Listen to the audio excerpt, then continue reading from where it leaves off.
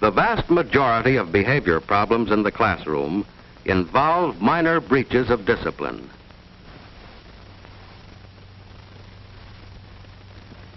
These incidents frequently originate in the classroom situation itself and are within the control of the teacher. Disciplinary problems in the classroom are symptoms of underlying weaknesses in total learning situation.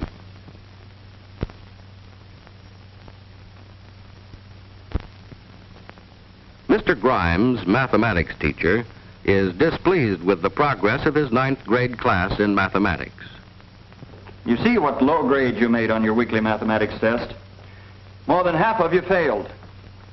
Most of those who passed just got by. Nobody had 100%. This is the poorest class I've had in a long, long time. Most of you have no foundation at all. Now, the trouble's with your attitude. You don't pay enough attention in class. You don't do enough work outside of it. You don't know what the word study means. You haven't the slightest idea. Don't you realize that mathematics is an important subject? I tell you right now that unless you get over your lazy habits and come up to the standards I've set for this class, many of you will have the pleasure of repeating this course next semester. Oh, what is it? A note from Dr. Williams.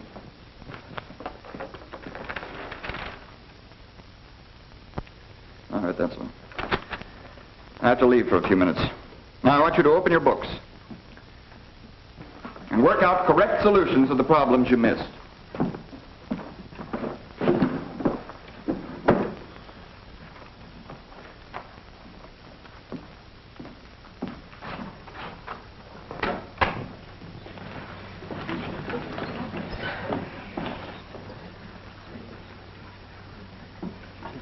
I can't make any sense out of this. I might as well quit. Gee, he never even took up this third problem. It's a jiff. He's got me scared to death. I'll just never pass this course. What's the use of taking this stuff anyway? I'm afraid to take my paper home. He's just a sourpuss. The trouble is, you don't know what the word study means. You haven't the slightest idea. Oh, try What's this? What kind of behavior do you call this? Wait a minute, you stay where you are. This is the kind of behavior I might have expected of you. All I do is leave the room for a few minutes, and what do I find? Confusion, disorder. And you, what were you doing? I was just going... Going to what? Throw the eraser, I suppose. It's a good thing I caught you. I'll make an example out of you. But That's enough out of you. Leave this room and report to the principal's office immediately. Well, hurry up. Don't take all day.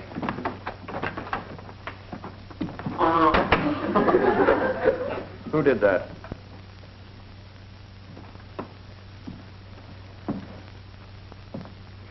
All right, since you think it's so funny, the whole class can stay in for 45 minutes this afternoon.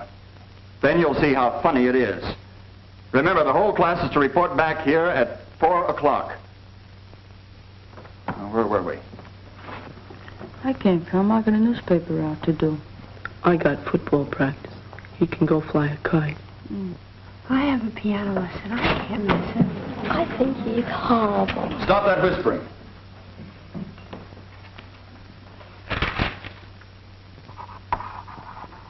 Mr. Grimes did not have a happy time of the week.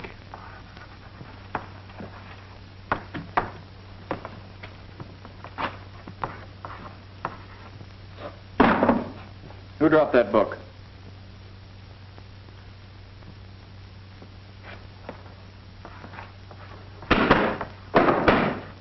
All right, I'll wait till you're quiet.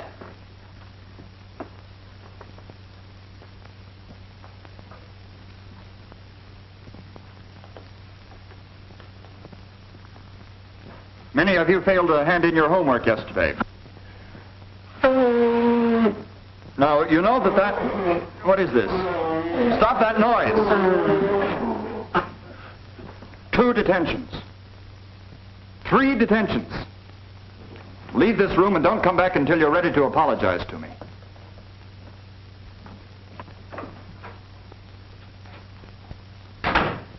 Well, this is going to get us nowhere. Maybe we'd better go back to see if we can't find some of the causes of this undesirable learning situation. Just what was Mr. Grimes' purpose in making such statements as these? This is the poorest class I've had in a long, long time. This is hardly the way to win friends or influence people. You don't know what the word study means. You haven't the slightest idea. Might not be a bad idea to show them how. I tell you right now that unless you get over your lazy habits and come up to the standards I have set for this class, many of you will have the pleasure of repeating this course next semester. What kind of motivation is this? To what does it lead? The trouble is, you don't know what the word study means. You haven't the slightest idea. This reaction is the answer. It was the result of Mr. Grimes' provocative remarks. Now, take this. It's a good thing I caught you. I'll make an example out of you. Oh, come now, Mr. Grimes.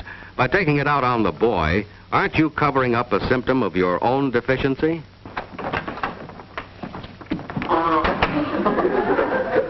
Who did that? Yes, who did? Some boy, probably.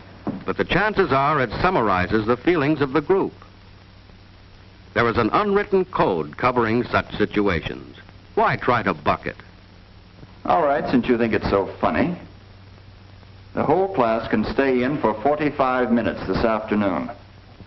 Mass punishment is a dangerous weapon and doesn't work too well. 2 detentions. 3 detentions. Leave this room and don't come back until you're ready to apologize to me. It's a long way to the end of the term. When will this end? Thus, what should have developed into a sequence of pleasant and valuable learning experiences had deteriorated into a series of disagreeable and injurious personal tensions. This is all wrong. Need any of these incidents have occurred at all? Suppose Mr. Grimes had tried another approach. Most of you are disappointed in the low grades you made on this test. So am I. Nearly all of you had trouble with that last problem on ratio. Now, perhaps I didn't do a good job explaining ratio. Now, ratio is commonly used in everyday life. Mother uses it in the kitchen when she takes a recipe for a big cake and uses proportional amounts of ingredients to make a little cake, or vice versa. But let's suppose a recipe called for 8 cups of flour and 4 eggs. I wanted to make a cake half that size. How much would I use? You'd need 4 cups of flour and 2 eggs. That's right. You boys use it in the shop when you read a blueprint. As you know, a blueprint's merely a scale drawing of something that's usually larger. Suppose I had a blueprint of a bridge that's going to be 100 feet wide. But on this drawing, the bridge is only 10 inches wide. Now, how many feet would each inch represent? 10 feet. That's right. Now, that's in ratio. Now, let's see where we made our mistakes.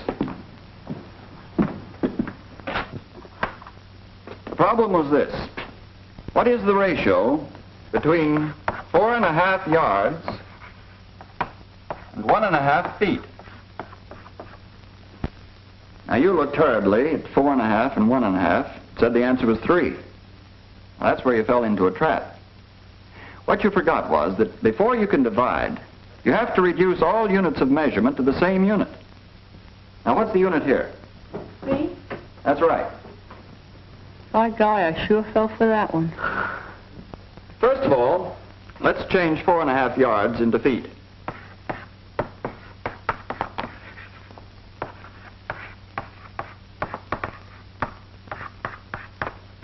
That gives us 13.5 feet.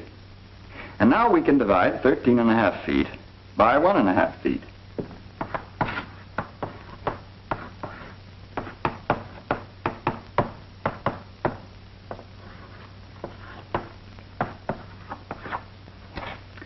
The right answer is 9. Wow, I see where I made my mistake. Now, I want you to look over your papers very carefully and see where you made your mistakes. I'll come down the aisles, and if there are any questions, don't hesitate to ask me. Yes? No, from Dr. Williams. All right, thank you. I have to leave for a few moments. On page 15 of your books, the first 3 problems are exactly like number 1 on the test. Suppose you do as many as you can until I get back.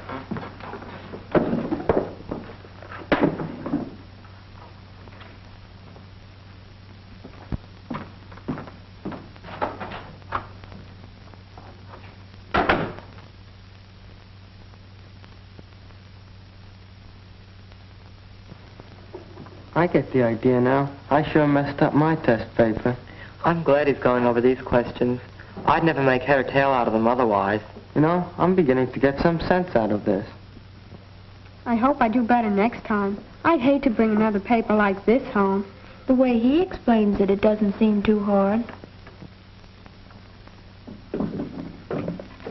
Oh, come on, cut it out. I want to do these problems. Oh, let's have some fun while Mr. Grimes is out.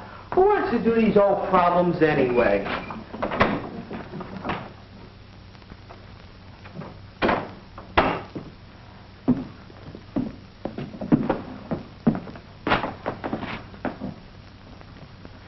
Now, you know where that board eraser belongs. That's where I put it there. Grimes sure caught him in the act. All Grimes is a pretty good egg.